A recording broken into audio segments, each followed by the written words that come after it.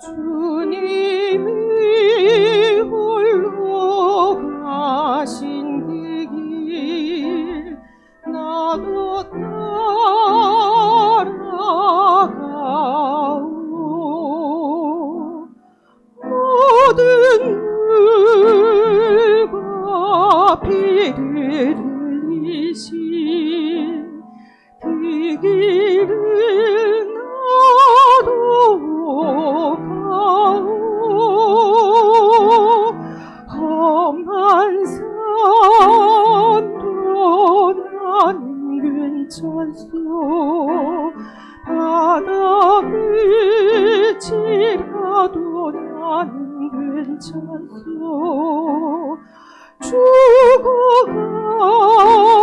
죽어가는 저들을 위해 나를 버리길 바라오. 아버지 나를 보내주오. 나는 달려가겠소.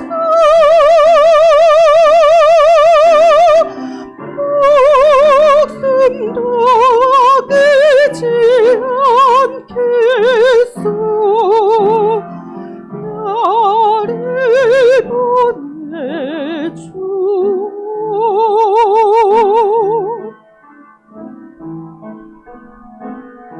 험한 산도 나는 괜찮소. 바다 끝이라도 나는 괜찮소. 죽어가는 저들을 위해 나를 버리길 바라오. 세상이 나를 미워해도 나는 사랑하겠소.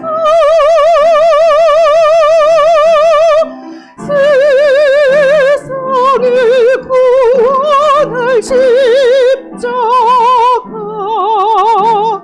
나도 따라가오.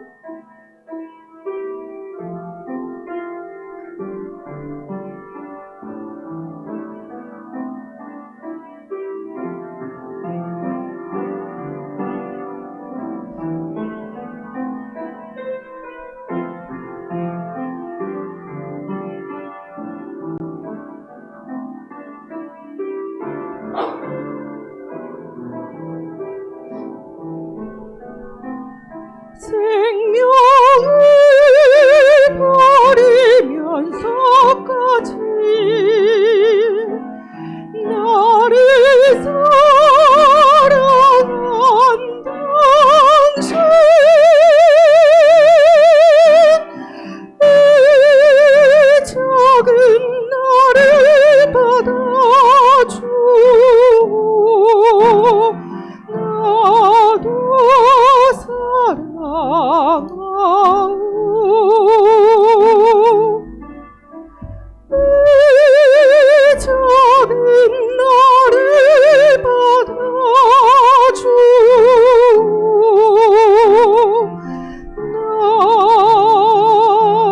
나도 사랑하오.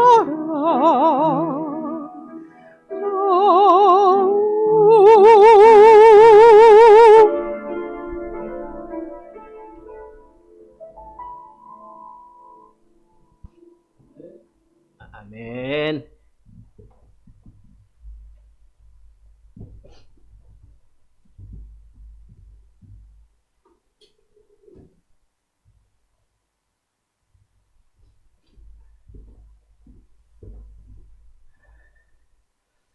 (6월을) 우리가 사명이라고 하는 주제를 가지고 이렇게 설교를 듣고 있습니다.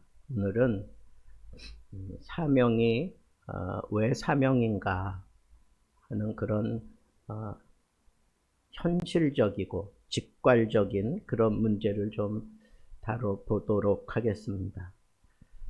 제가 고민을 하다가 설교를 구성해 놓고 제목을 이렇게 잡았습니다. 가야만 하기에 사명이다.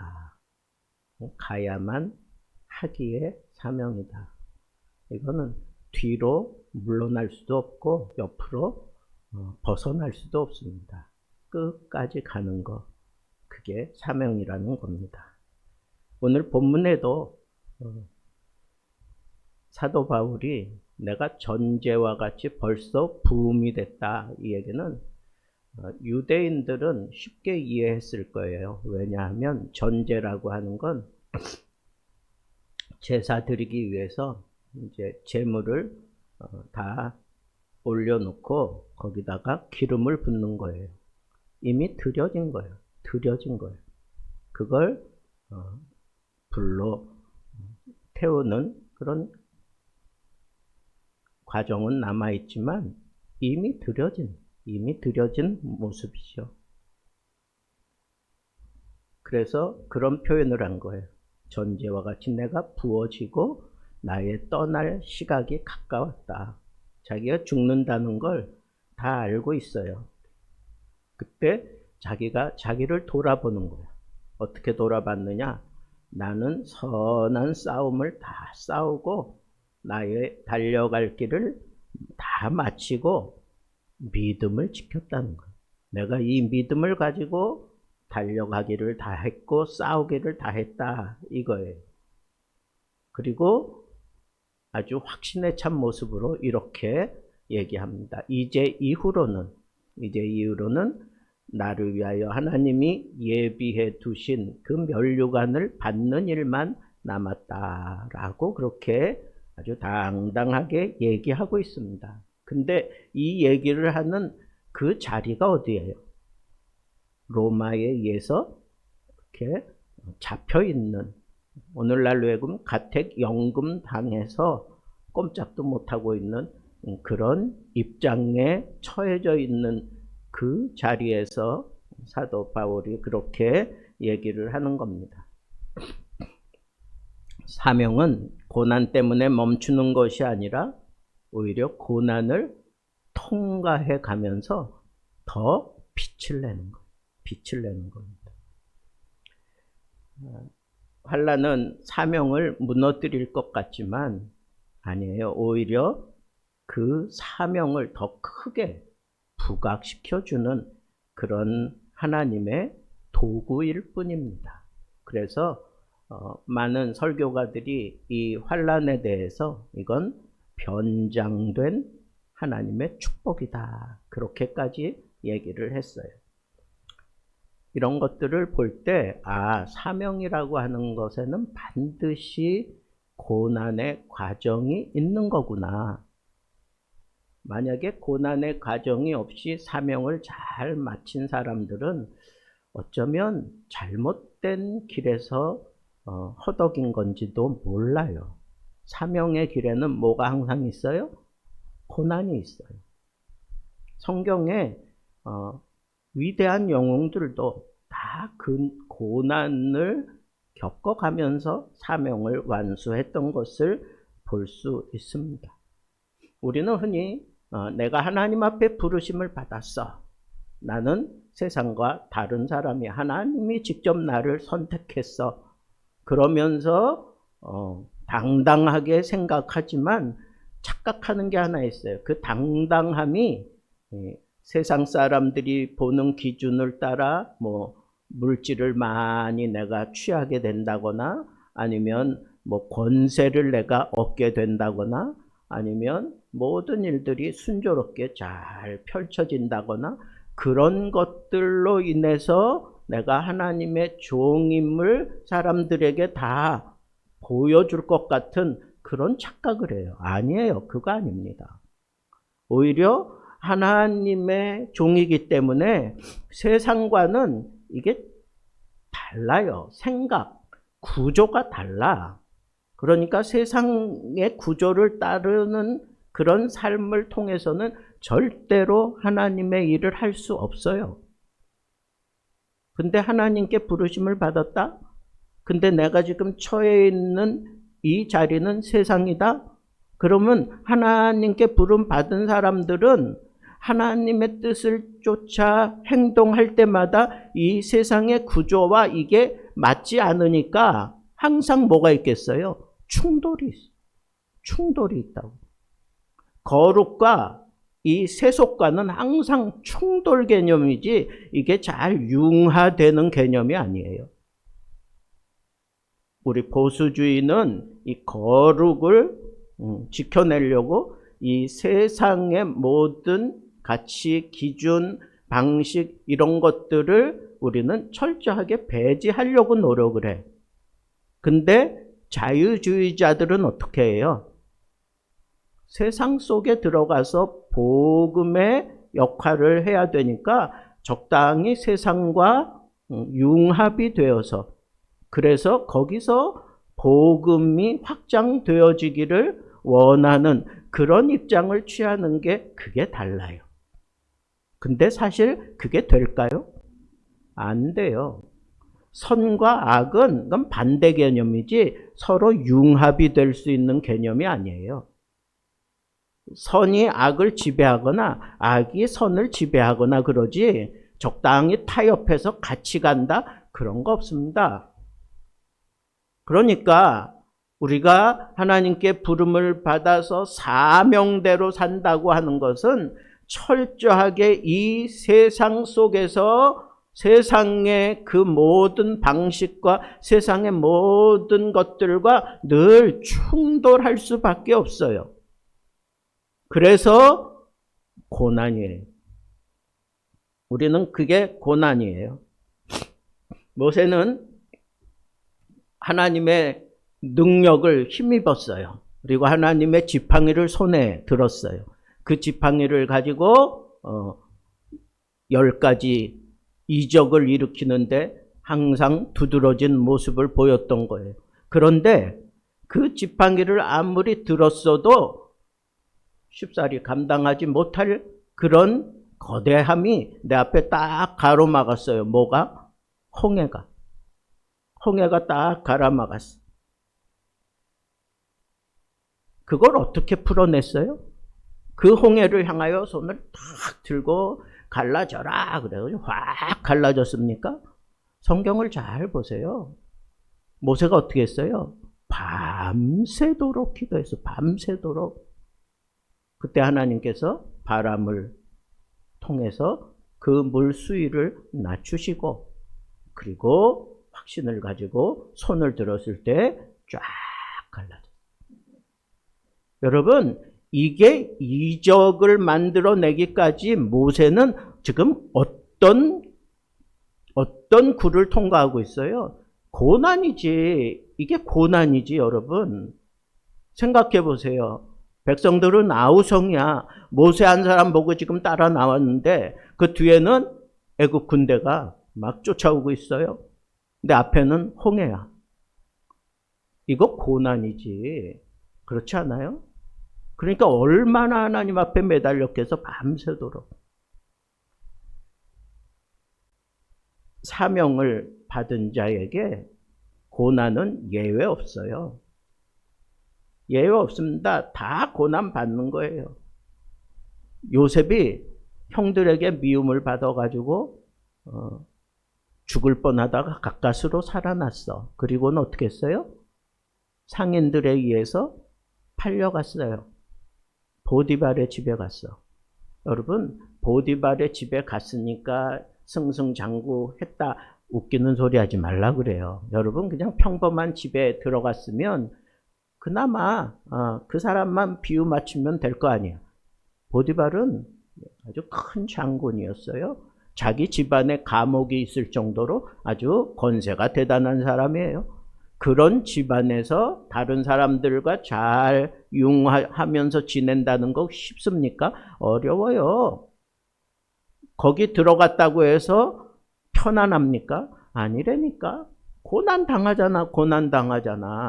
근데 하나님이 요셉과 함께 해 주시니까 그 고난 속에서도 빛이 나기 시작해요. 얼마나 그 빛이 아름답고 영롱했으면 그 보디발의 아내가 눈독을 들이고 젊은 요셉을 취하려고 했어요. 요셉은 그걸 떨쳐내고 또 더 깊은 감옥 속으로 들어가요. 이거 고난 아닙니까? 고난이에요. 하나님이 함께 하시는데도 요셉에게 고난이 또 계속 오는 거예요. 거기서 또 어떤 일을 만나요? 예? 바로의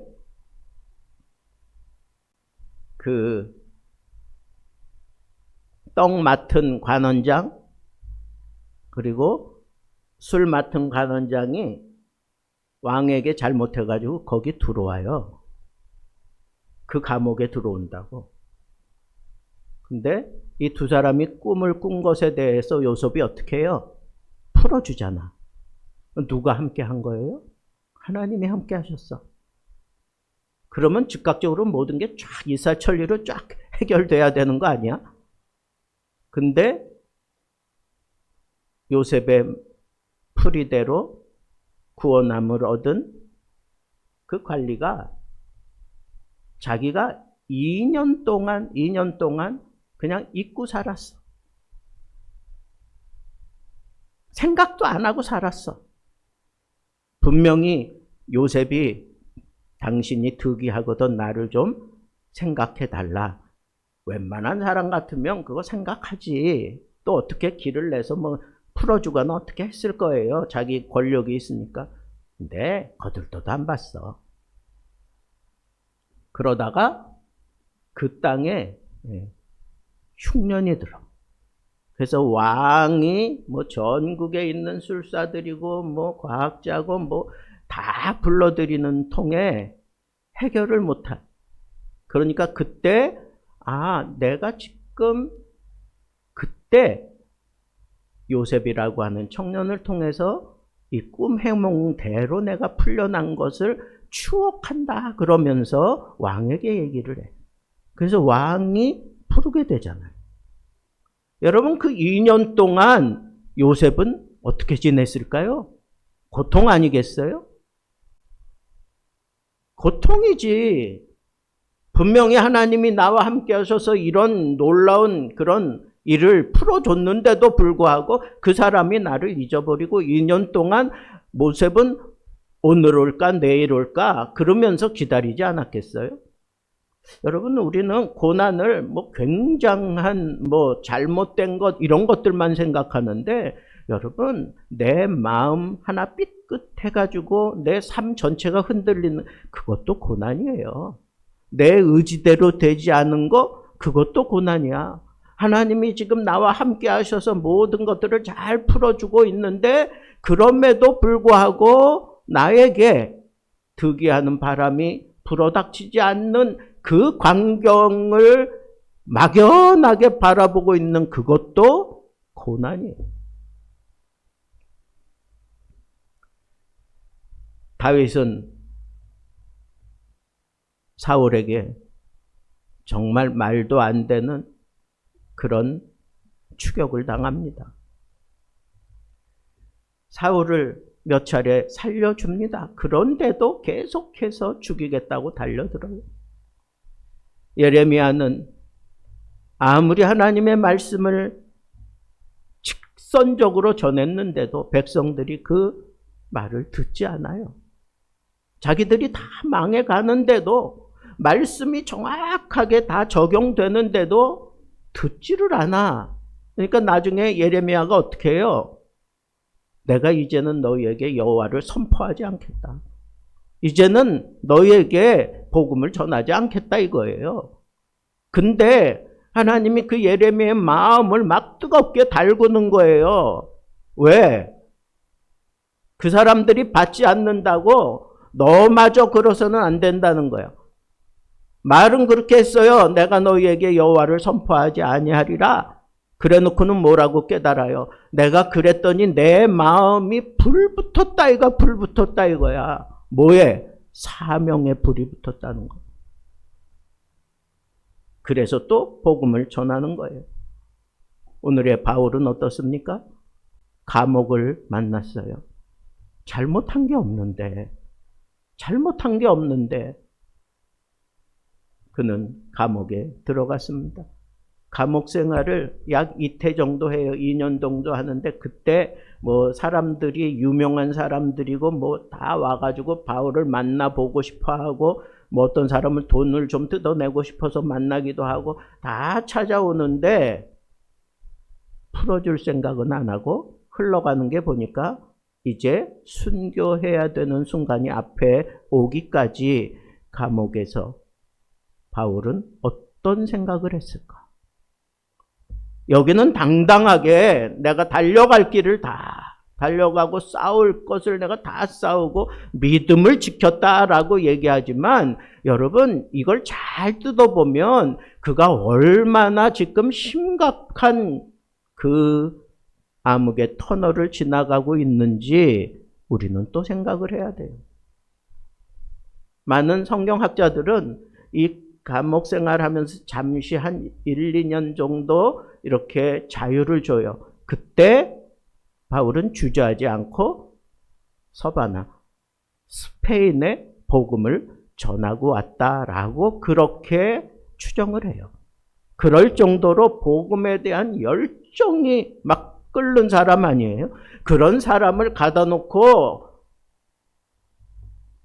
사람들을 만나지 못하게 하고 그러면 그게 고난 아니겠어요? 바울에게? 그거보다 더 큰 고난이 어디 있겠어요? 사명을 받은 사람에게 고난은 어쩌면 더 높은 단계로 올라가는 사다리와 같아요. 사명자라는 게 뭘까? 사명자는 가야 될 길을 가는 거예요. 근데 어느 사명자도 이런 고난의 길을 걷지 않고 승승장구하는 그런 사명자는 없습니다. 굉장한 그 바벨론의 아니면 느부갓네살의 쉼을 얻고 그리고 유대 땅에 들어와서 총독의 그런 권세를 가지고 들어와서 예루살렘 성벽을 건축하던 느헤미야 권세를 입고 왔어요. 자기도 당당한 지금 권세를 가지고 있어. 그리고 참 지혜로운 사람이에요. 아주 리더십이 강한 사람이고 하나님을 철저하게 의지하는 사람이에요. 그리고 기도를 많이 하는 사람. 이 정도쯤 되면 고난 없이 일을 잘 풀어갈 수 있어야 되는 거 아니에요? 느헤미야 고난 없었습니까? 반대 없었습니까? 아니에요. 감옥에 있는 바울에게 여러분 복음을 전하지 못하고 있는 이 형편이 그에게 참 막연한 고난이고 나중에 이렇게 편지들을 통해서 볼 때 사람들이 다 떠나는 거예요. 사람들이 다 떠나. 네? 몸도 쇠약해졌어. 그래서 내 병에 유익하니 그 사람을 나에게 보내라. 네가 올 때 두터운 외투를 가지고 와라. 그리고 누구는 세상을 사랑해서 나를 떠났고 내 곁에 지금 아무도 없으니 너는 빨리 내게로 오라. 이런 참 가슴 먹먹하게 하는 그런 대목들이 지금 바울의 마지막 그 복음을 향하여 막 달려가는 그 길 속에서 바울이 지금 겪고 있는 고난이에요. 엄청난 위대한 업적의 그런 선교의 길을 열어놓은 바울에게도 끝까지 덮치고 있었던 것이 고난입니다. 그런데 그는 마지막 순간 외쳤어요. 나는 믿음을 지켰다. 나는 달려갈 길을 다 마쳤다. 이 얘기는 뭐예요? 나는 사명을 끝까지 놓지 않았다 하는 거예요. 여러분들에게도 이런 사명자의 믿음이 생기기를 바랍니다. 사망자는 적어도 고난보다 부르심을 더 크게 봅니다. 바울의 삶은 고난의 연속이었어요. 매도 맞았고 감옥에 들여갔고 굶주렸고 그가 타고 가는 배가 파선을 당하고 이제는 권력이 그를 사로잡고 그리고는 꼼짝도 못하게 만들었습니다. 그런데 그는 포기하지 않았어. 왜? 고난보다 부르심이 더 선명하게 바울을 붙들고 있었기 때문입니다. 그 부르심이 뭐예요? 바울의 사명입니다. 고난보다 부르심이 더 선명했습니다. 그가 예수 그리스도를 다메섹 도상에서 만난 이후로 바울은 한 번도 세상으로 곁길로 빠지지 않았어요. 오로지 예수 복음을 위해서만 달려갔습니다. 부르심에 따라 사는 그 삶, 그것이 바로 사명의 삶입니다. 느헤미야는 성벽 재건의 사명을 받았습니다. 산발락과 도비아가 계속해서 조롱하며 그렇게 방해를 했습니다. 협박도 했고 공격도 있었습니다. 그럴 때마다 느헤미야는 외쳤습니다. 내가 큰 역사를 하니 내려가지 못하겠노라. 이게 뭐예요? 나는 사명을 따라 여기 지금 서 있는 거다. 너희들이 나를 무너뜨리려면 내 사명부터 망가뜨려야 된다 하는 그런 당당한 모습입니다. 사명이 분명하면 방해가 있어도 멈추지 않습니다. 여러분, 마라톤 선수들이 한 걸음 한 걸음 자기 발만 보고 뜁니다. 앞에 가까운 그런 선수들이나 그런 광경을 보고 달려갑니다. 그러나 그들이 마지막까지 지금 바라보고 있는, 앞에 있는 선수들 너머에 있는 뭘 보고 뛰는 걸까요? 결승선을 보고 뛰는 거예요. 내가 제일 먼저 뛰든지 아니면 뒤에 중간에 뭐 있든지 간에 그 사람들 모두가 다 바라보는 시선은 어디예요? 결승선입니다. 근육은 비명을 지르고 숨은 차오르지만 포기하지 않습니다. 왜? 결승선이 눈앞에 보이기 때문입니다. 신앙도 마찬가지라고 생각합니다. 우리의 이 신앙이 사명과 딱 톱니바퀴를 맞추면 그는 결승선을 보고 달려가는 그런 사명자가 틀림없습니다.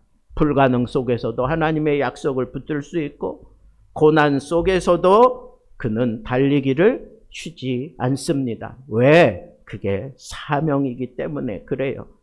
모세를 보십시오. 앞에 홍해죠. 뒤에는 애국 군대죠. 상식적으로 이거는 끝난 상황이에요.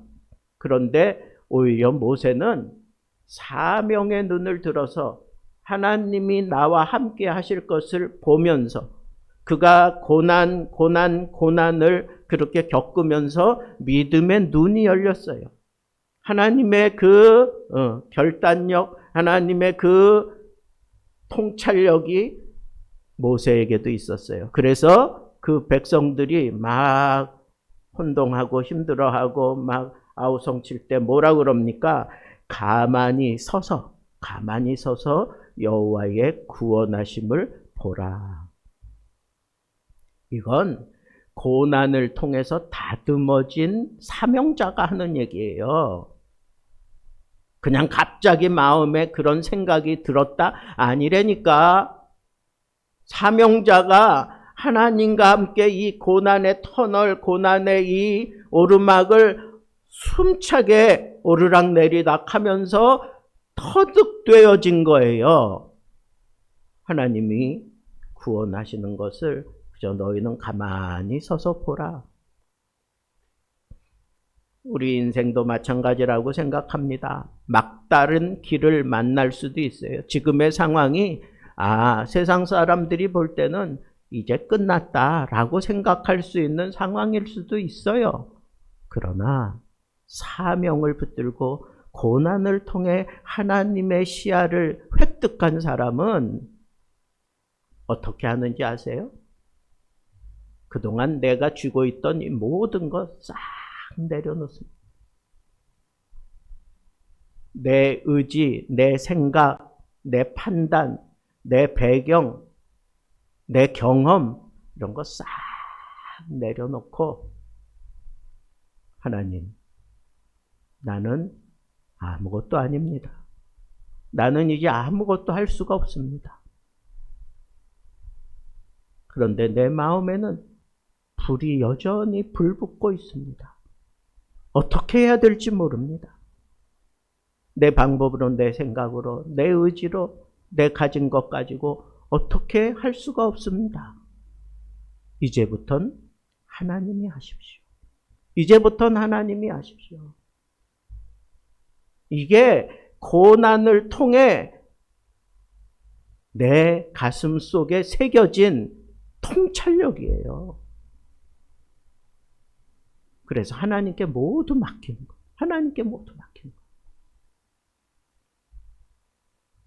다윗은 광야로 도망갔습니다. 동굴에 숨어 들어갔습니다. 배신도 당했습니다. 그러나 그런 과정들을 겪으면서 그는 하나님의 부르심과 섭리하심과 함께하심과 은혜를 그가 깨닫게 됩니다. 그래서 광야 그 아둘람 굴 속에 들어가서 여호와께 묻자와 가로되, 아무도 없는 그 동굴 속에 들어가서 어두컴컴한 그곳에서 자기의 그 영웅적인 기질 다 내려놓습니다.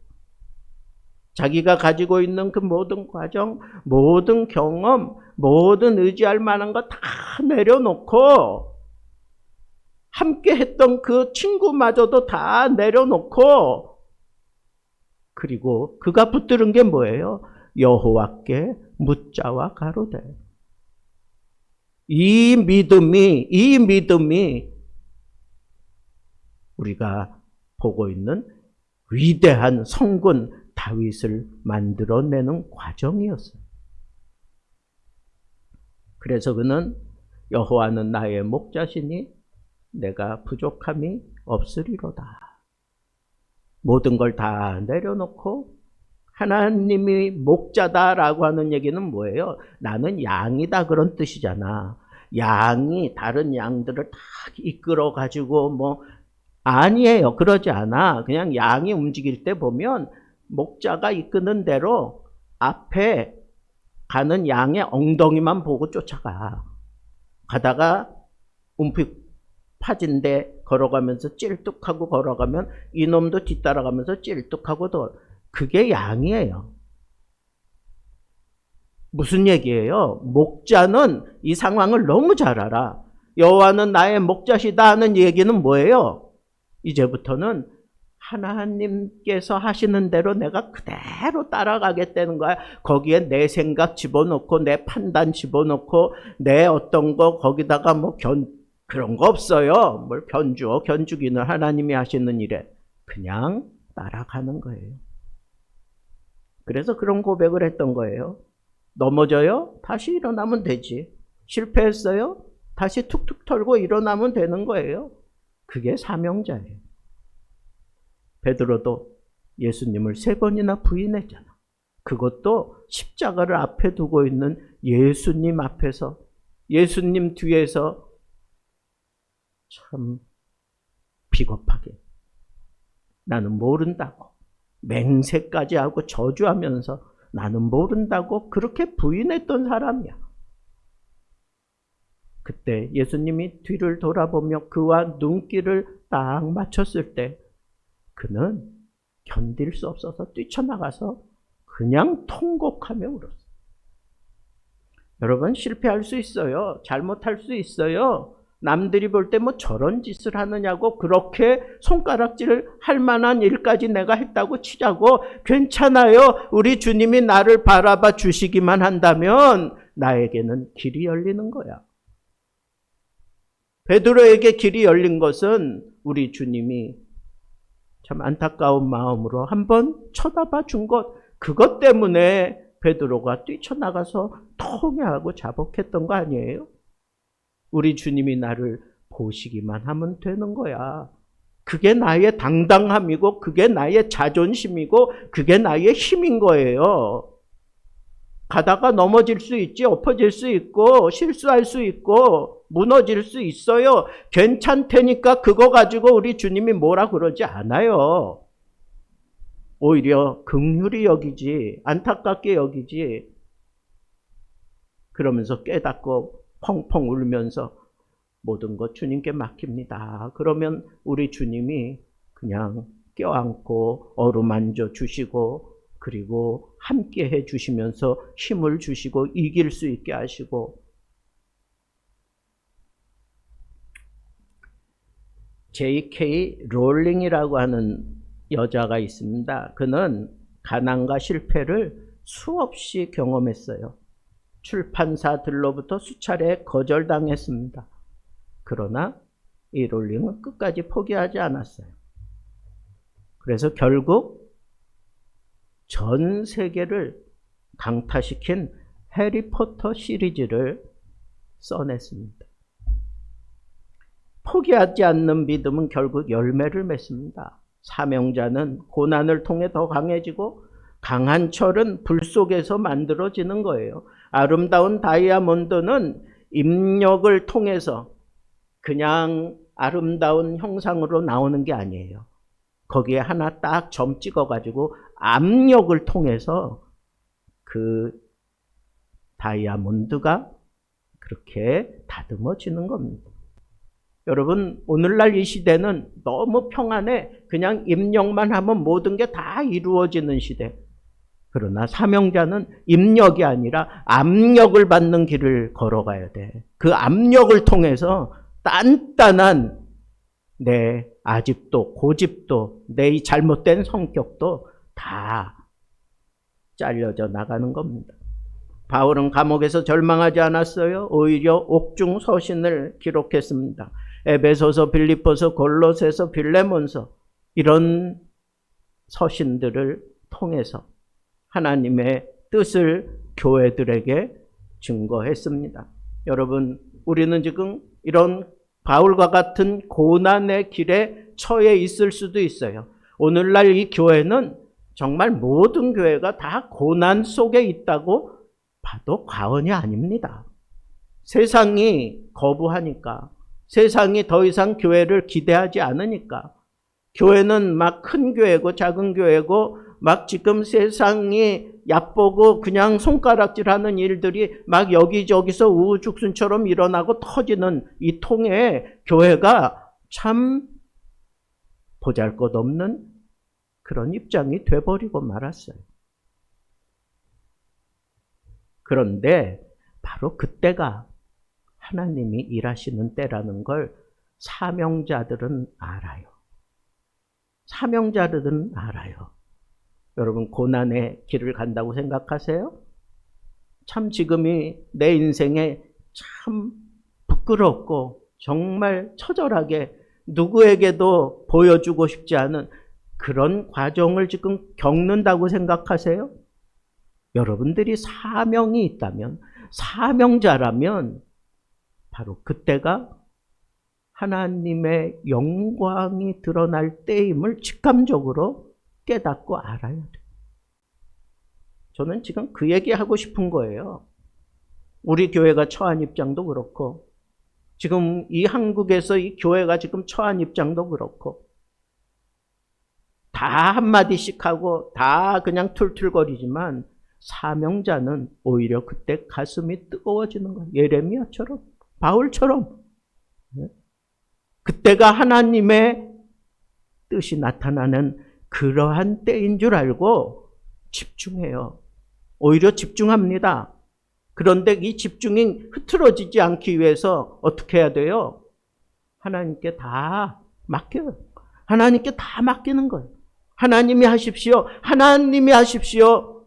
집중하세요. 그리고 하나님이 나를 붙들고 사용하시려고 할 때 그때 하나님 앞에 전폭적으로 헌신하고 충성하면 되는 거예요.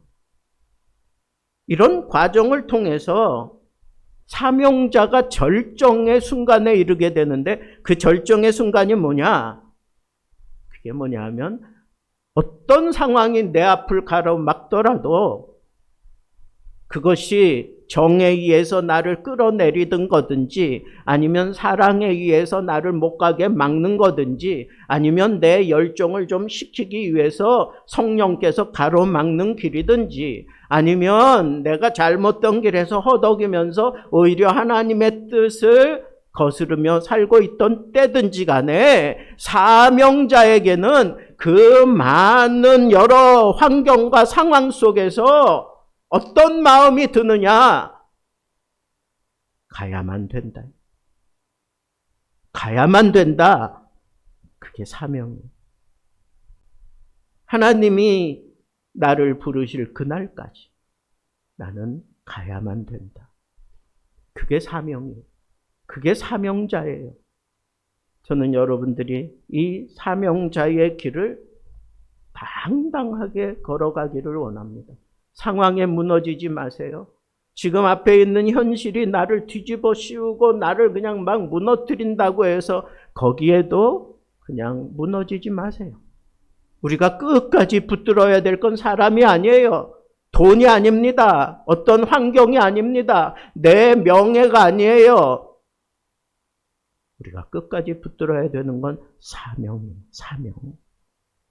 이 사명을 끝까지 붙들고 내가 하나님이 주신 이 사명 다 하기까지 하나님이 나를 절대로 포기하지 않고 놓지 않는다고 하는 이 믿음을 가지고 나는 그냥 하나만 생각하면 돼. 나는 가야 해. 나는 가야 해. 나는 가야만 해. 어떤 상황이 나를 붙잡을 수 없어. 어떤 것도 나를 막아설 수 없어. 어떤 것도 나를 완전히 주저앉게 할 수 없어. 얻어맞았으면 또 일어나고 죽은 줄 알고 갖다 버리면 또 일어나서 나를 향해 돌을 던진 그 사람들에게 또 가고 이런 미친 짓, 이런 어리석은 짓을 왜 합니까? 사명 때문에 그래. 사명이 뭔데? 가야만 되는 거니까. 주저하면 안 되니까. 가야만 되는 거니까 가는 거예요. 다른 사람들 생각하지 마세요. 그냥 내게 주신 이 사명의 불이 내 안에서 힘들고 어려울 때 오히려 더 활활 타오르게 하시고 그리고 심각한 상황 속에서 오히려 하나님의 뜻이 더 정확하게 드러나는 때인 줄 알고 하나만 기억하세요. 하나님께 다 맡기세요. 다윗처럼 그냥 양이 되세요. 하나님이 이끄는 대로 나는 따르겠습니다. 그게 사명을 이루어가는 가장 신비로운 열쇠임을 여러분들이 꼭 명심하시고 우리 하나님이 기대하는 세상 사람들도 기대하는 그런 사명자로 살게 되기를 우리 주님의 이름으로 축복합니다.